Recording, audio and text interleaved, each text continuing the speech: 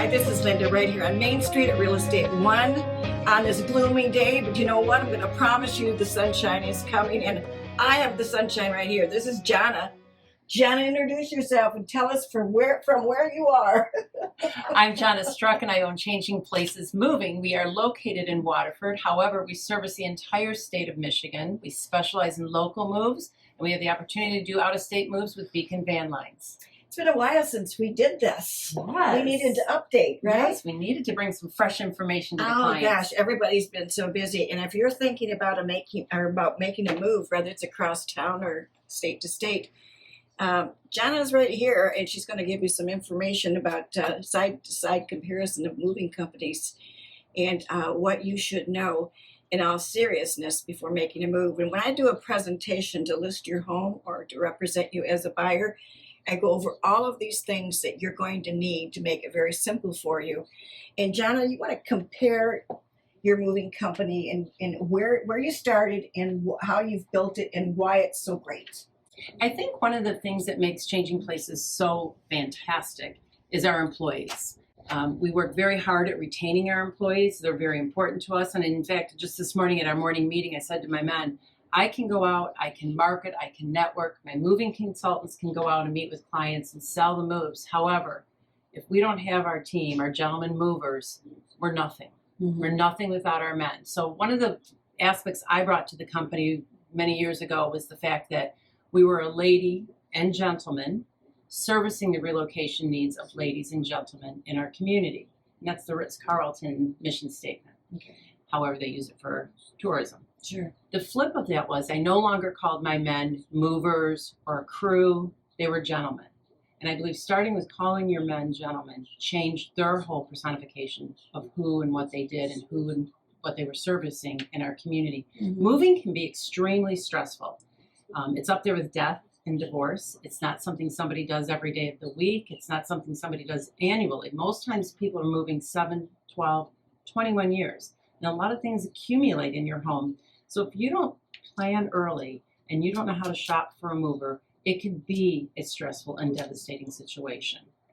And that was one of the things I wanted to eliminate when it came to clients calling on us. Mm-hmm. I wanted to have full communication with our client every step of the way. I wanted to be able to communicate with our referral partners. So you, our realtor, knew when your clients were touching point with us. And then you knew when they were moving, you knew when our moving consultants were going to be in their home. It also gave you, the realtor, an opportunity to go out on moving day. Yes. And maybe say hello and how are things going. Mm-hmm. Lastly, what it does for us is I communicate with you and say the move is all done. I give you a little story of what happened, how it came together. I also supply an evaluation to you if your client has done one on us. So that gives you another touch point with your client to let them see how fabulous you are with your concierge list and who you know to make the entire transaction go through flawlessly. And that is one of our raving reviews that we get. I love that because we just really want to be able to refer them to somebody that we know that's going to be hands-on. Comparing yourself to some of the other companies in a way that I do to the clients when we interview for the listing, because we talk about the moving truck and why they need to, first of all, call you right away. Mm-hmm. You've taught us that. First thing you do is call John and get on that list. Secondly is, what are some of the things that go awry for a seller or buyer that could hurt them in a move amongst all their stress already that they're going through? I think clients might not understand the process, and the other aspect of it is they don't know if they're getting a booking agent or if they're calling a real moving company. Mm-hmm. So in today's day and age, what does everybody do? They run to the internet, clickety-click, they start looking up and finding a mover.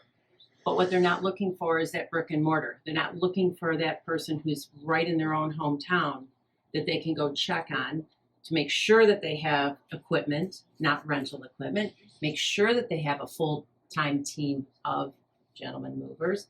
And the other secret I always say is it's really neat to go in that office to see how the operations go during the day. So you welcome that? Oh, we welcome our clients. We want you to come in and see our office. We want you to come in and see our warehouse. We want you to see the truck that's going to be pulling up, because I don't want it to be danger stranger on the day of your move, right? Mhm. So we want to make sure that all of our men are full-time employees of our company, that they're all in uniform, that all of our trucks are lettered, except for the time when we get a brand new truck and it takes a couple weeks to get it lettered, but that's a good problem. Yeah. But in this day and age, I think we're all familiar with the employee shortages. Yes. So you want to make sure that your moving company has full-time employees that can service your move when you want to move. And you know the timeline, Linda. You know that they have to be out of their home in a certain period of time, and they don't have that time to bump a move 2 or 3 or 4 days till when that team can get out and move them. It would be devastating. Yes. Yeah, right. Really devastating. So I, as the owner of my company, I want to make sure that you close, that you get your money, Mhm. that you can go on to your next transaction while I'm taking care of your clients and their belongings to get them into the new home. The other thing I think clients underestimate is that they think price. Yes. I'm going to go with the cheapest moving company, the lowest cost, or the company that tells me it's going to be the less time. I can tell you everything you want to hear. But on moving day, if you have company A that tells you it's 3 men in 8 hours and company B is telling you, honestly, I think it's going to be more like 5 men, in 2 days, 7-hour days each. I can tell you that 3 8 hours, the 3 men 8 hours, but what's going to happen after 8 hours? And you still have more than half of a house to get moved. I've seen that happen with people that I have know you chosen have. their own mover, and they give them a very cheap price to get Mhm. them there, and then that's exactly right. The truck could not hold Right. what they needed either, so they needed a second truck, which doubled the fee. So it's like anything. I think you have to regards of what you're paying for, know Mhm. what you're going to get, and know that you have great references from those that was just moved. And even as the owner of the company, I recommend to our clients get 3 quotes. Yes. Get 3 quotes so you can compare. But then it also helps is if you know somebody that has A, used the service, B, your realtor's familiar with them, and C, again, go in and look at these businesses. See how they're being run and operated on a daily basis, because that's a reflection of how they're going to be in your home. That is fantastic. One of the things that I would like to also speak to is agents. Agents out there, if you're not recommending good people to your clients, I think that you're missing something there. And not just recommending people, but people that you can count on. One of the things Johnna brought us today was this little basket. You want to explain Yes. this? Well, it's a basket that I like you to take to your open house and or share with your team and staff, just to keep us top of mind. So when clients are moving, I don't want you to wait until the client's closed and says, oh yeah, by the way, call Changing Places. As soon as you are working with a buyer or a seller, you want to start asking them questions.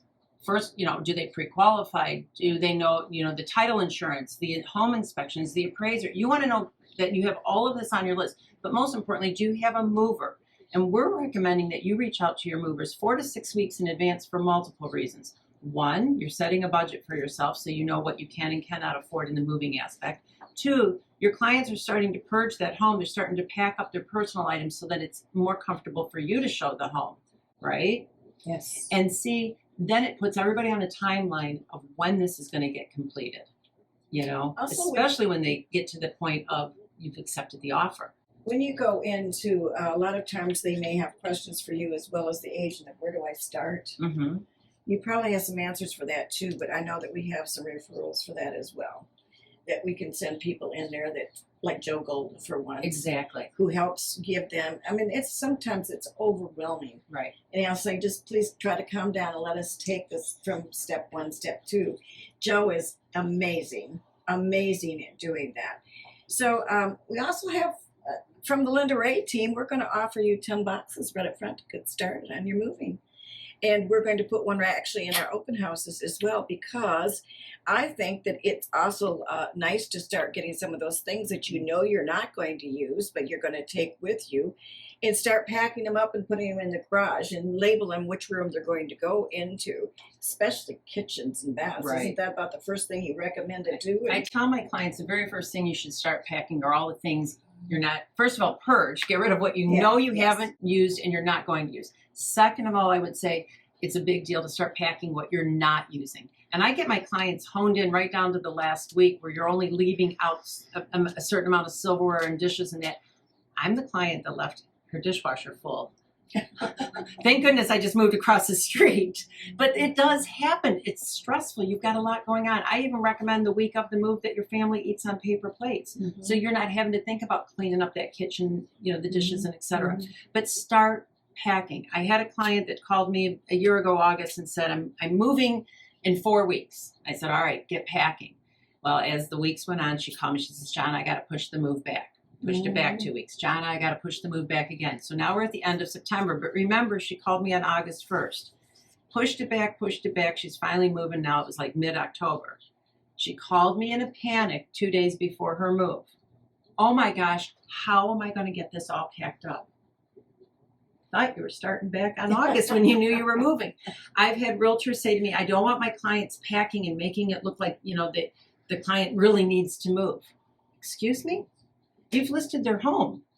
Do you not want that client ready to move? Yes, yes. You want them to be ready to go. And I instruct our clients to start stacking your boxes in your garage versus your basement, because now the movers are going to have to carry that up the All stairs. the way up again, yeah. Get a wall, clean out closets, put them in the closet. The people who are coming through that home know that these people are selling their home and they're going to move, right? Yes, and they certainly forgive that garage being boxed up. In fact, I have had clients that actually chose a house once between two because they said they were packed. They said, well, they're ready to go, so we know that we're going to be able to get in. Yeah. So we have been around the block before, and before we go, I just want to mention one other thing. Habitat. The Women Build. Habitat for Humanity, the Women Build. I am the chairperson of that. What we do is we build or renovate one home per year.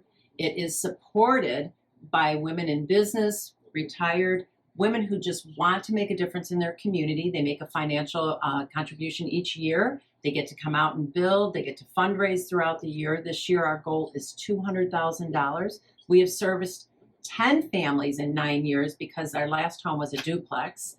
We're going to be doing another duplex this spring, kicking off at our spring luncheon, April 12th. You want more information, reach out to either Linda or myself. We're both on the team. Amazing. And you started with 3 people.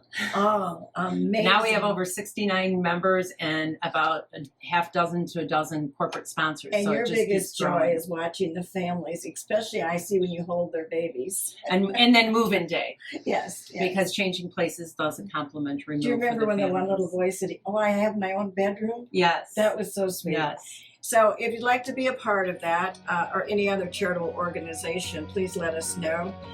You can reach Linda Rea at 248-709-3786, and you certainly can reach Johnna at 248-674-3937, and it's Changing Places Moving. You might check out her website. I think you'll be glad you did.